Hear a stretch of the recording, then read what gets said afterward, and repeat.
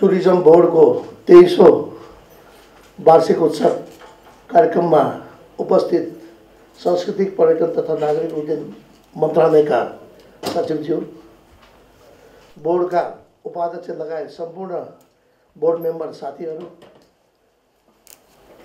कार्यक्रम में उपस्थित हाम्रो सीओ नन्दनी थापाज्यू लगायत विशिष्ट नेपाल सरकार को विशिष्ट पद में रहेर कार्यरत रहिरहनुभएका संपूर्ण कर्मचारी साथीहरू, प्राइवेट सेक्टर का साथीहरू, पत्रकार मित्रहरू, सर्वप्रथम यो आज 23औं वार्षिक उत्सव कार्यक्रम में मलाई निमन्त्रणा गरेर दुई शब्द बोल्ने जुन मौका दिनुभएको छ, यसको निमित्त म आयोजक प्रति हार्दिक आभार व्यक्त गर्न चाहन्छु र यो वार्षिक उत्सव को पूर्ण सफलता को शुभकामना दिँदै तपाईहरु सबैमा हार्दिक हार्दिक शुभकामना व्यक्त गर्न चाहन्छु। यही फोरम में करीब 2 महिना अगाडि यही फोरम में उभिएर मैले बोल्दाखेरि म जुन मन्त्रालयमा प्रतिनिधि भएर आएको छु, कुनै पनि निजी क्षेत्रको सिफारिस म आएको होइन भनेर मैले भनेको थिएँ। यहाँबाट म फर्केर गइसकेपछि तपाईहरुलाई थाहा छ, विगतमा खाडी मुलुकमा जाने ती मजदुरहरू जो गाउँबाट ठगिन सुरु हुन्छ, गाउँमा खाडी मुलुकमा जानको लागि साउबाट ऋण निकाल्दाखेरि साउले चर्को ब्याज लिन्छ। त्यहाँबाट शहरमा आइसकेपछि अधिकांश म्यान पावरहरूले उनीहरूलाई ठग्छ। त्यसपछि इमिग्रेसनमा पुगिसकेपछि इमिग्रेसनमा का मान्छेले दुःख दिन्छ। यावत दुःख कष्ट झेल्दै 40 देखि 50 डिग्री को तापक्रममा गएर त्यो हाम्रा दाजुभाइ दिदीबहिनीहरूले खाडी मुलुकमा काम गरेर राज्यलाई रेमिटेन्स पठाएर आज करिब 20% भन्दा बढी रेमिटेन्स ती गरिबहरूले, ती सर्वहाराहरूले, ती निमुखाहरूले रगत र पसिना बगाएर राज्य सञ्चालन भइरहेको अवस्था छ। पीसीआर गर्न जाँदाखेरि 2000, आरडीटी गर्न जाने बेला 2000, बाहिर चाहिँ हामीले हेर्दाखेरि इन्डिया कतै हेर्दाखेरि 300-400 भन्दा बढी नलिँदो रहेछ।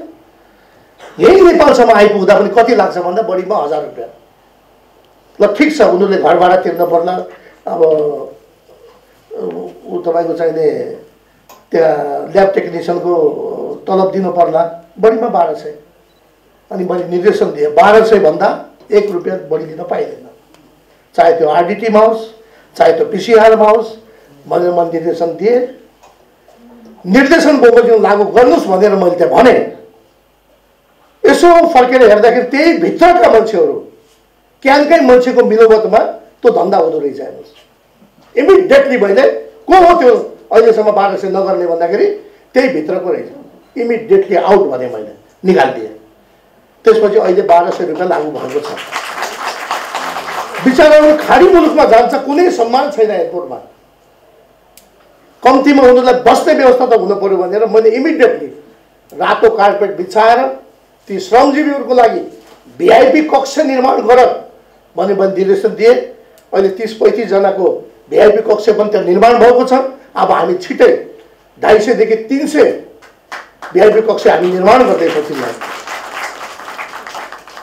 अहिले जुन चाहिने भिआइपी कक्ष निर्माण भएको छ त्यसमा तातो पानी, चिसो पानी, टेलिभिजन, नेट, इन्टरनेटदेखि लिएर सबै सेवा सुविधा हामीले गरेका छौँ। ठाउँ पनि छैन, अलिअलि ठाउँ त जम्मै निजी क्षेत्रका मान्छेले कोलाई प्रभावित पारेर जम्मै कब्जा गरेर त्यहाँ बसेका छन्। ठाउँै छैन। अर्कोतिर सटल बसको कुरा सचिवजीले गरिसक्नु भएको छ। वास्तवमा धेरै पटक दूर दराजबाट चाहिँ जनताहरू प्लेनमा आइसकेपछि ट्याक्सी थानकोट जानु पर्यो, 5000 भन्दा घटी उलिनेवाला छैन। अब गहुँ ल्याएको छ, मकै ल्याएको छ, कोदो ल्याएको छ, तरकारी ल्याएको छ, दाल ल्याएको छ, तेल ल्याएको छ, पिठो ल्याएको छ, कसरी लगेर जाने? अब त्यो ट्याक्सी खोज्न जाउँ भने यहाँको सामान जम्मै गायब। अनि बाध्य भएर उनीहरूले त्यहाँ ट्याक्सी चढ्न पर्छ।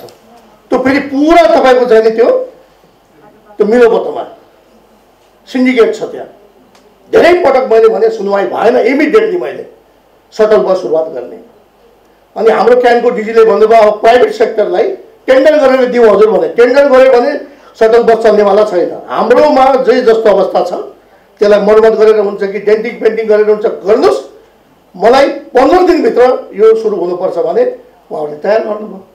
अहिले दैनिक 1000 भन्दा बढी सेवाग्राहीहरूले सेवा पाइराखेका छन्।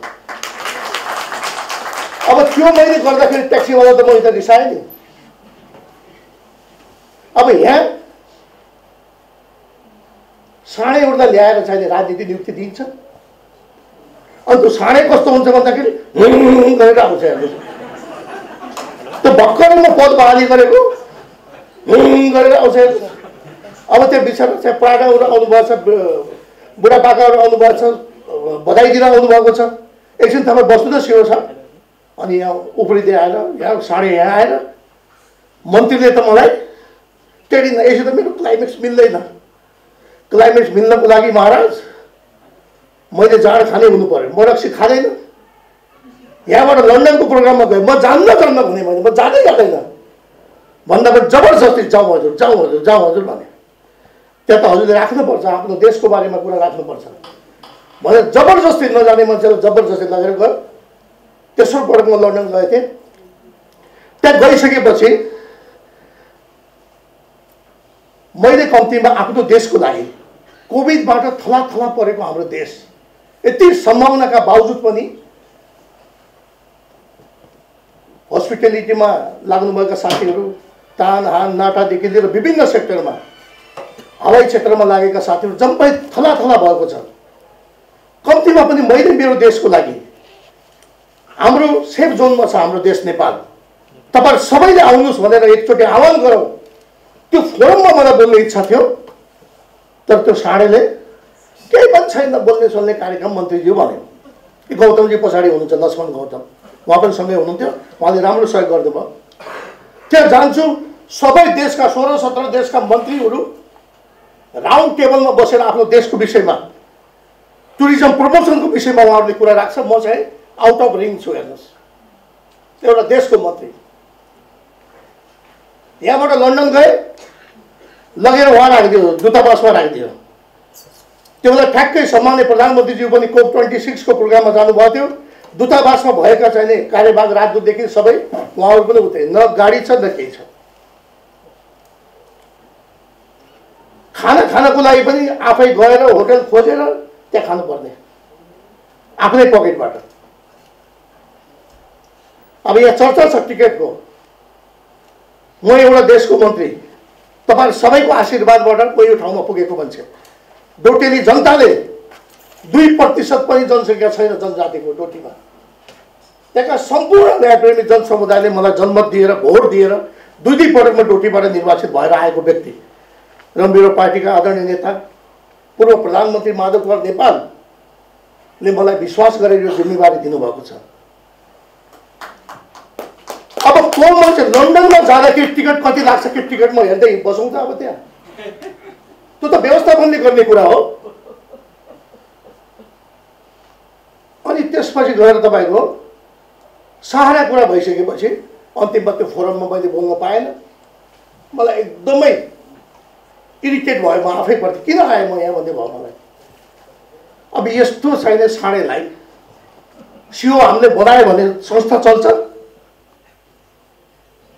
के कुरा तपाईँहरूका मागका विषयमा केही तपाईँहरूको बिचमा छलफल हुँदाखेरि पनि कतै बोर्ड मेम्बरहरूले त्यसमा यस्तो गर्न हुँदैन, संस्था डुब्छ, धराशायी हुन्छ भनेर भन्दा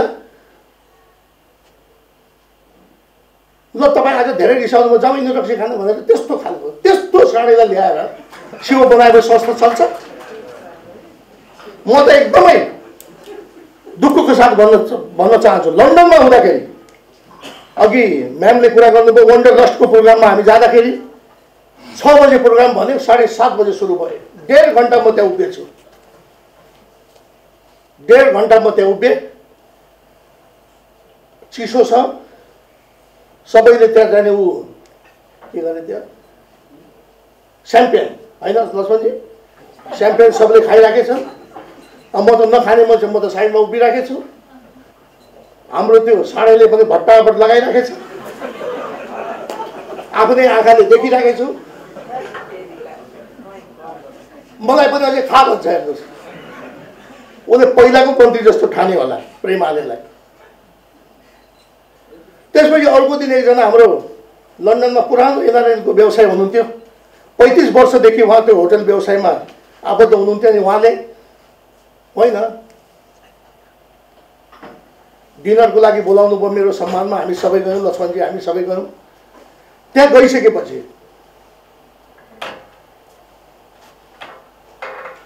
अनि विस्की ल्याएर राख्नुभयो। म त खाँदैन भने। हाम्रो सचिवजी हुनुहुन्थ्यो त्यही बेला यादव भइरहन्थ्यो। उहाँ पनि बिचरा शाकाहारी, माछा मासु त खाँदैन खाने, उहाँ एकदम शाकाहारी हुनुहुन्थ्यो। अब अगाडि बसेछ उही साडे बसेछ, भट्टाभट लगाएछ। मलाई पनि खाके खा भन्छ, म खाँदैन। यस्तो मान्छेलाई सियो बनाइएको छ, बडा विडम्बना लाग्यो। त्यो 4वटा गाडी टोयोटाको बेचेर प्रेम आलेलाई को इमान म खरिद्छु भनेर त्यसले सोचे होला। त्यो सपनामा नसोचे पनि हुन्छ। यो संस्थामा जति आबद्ध हुनुहुन्छ आदरणीय साथीहरू, आदरणीय राष्ट्रसेवक कर्मचारी मित्रहरू, सबैप्रति मेरो सम्मान छ।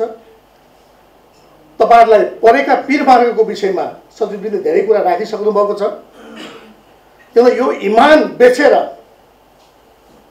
म चाहिँ यो चेयरमा बस्नेवाला छैन। यो हाम्रो ठुलो व्यवसाय हुनुहुन्छ अब्दुल्लाजी। उहाँ 2-3 पल्ट मेरो मन्त्रालयमा आउनुभयो। राम्रो उहाँले सेवा दिइराख्नु भएको छ। नेपालमा बसेर फुल टाइम दिनुभएको छ। म उहाँलाई पनि धन्यवाद दिन चाहन्छु। कहिले पनि मैले सहयोग गर्नु पर्यो मेरो पार्टी यस्तो मैले कहिले भनेको छैन। म भन्नेवाला पनि छैन। हरेक मान्छे आज कसैलाई पनि एक्सक्युज गर्ने समय छैन, इन्क्लुडिङ मी। कसैलाई पनि तपाईँको चाहिँ एक्सक्युज हुँदैन। किन हामी आफ्नो संस्थाप्रति उत्तरदायी भएर हामीले सेवा गर्नुपर्छ। यो मन्त्रालयमा म आइसकेपछि यति मेरो यो मन्त्रालय कसरी सफल गराउने। अब नेपाल एयरलाइन्सको तपाईँ देखिहाल्नुभयो कहाँ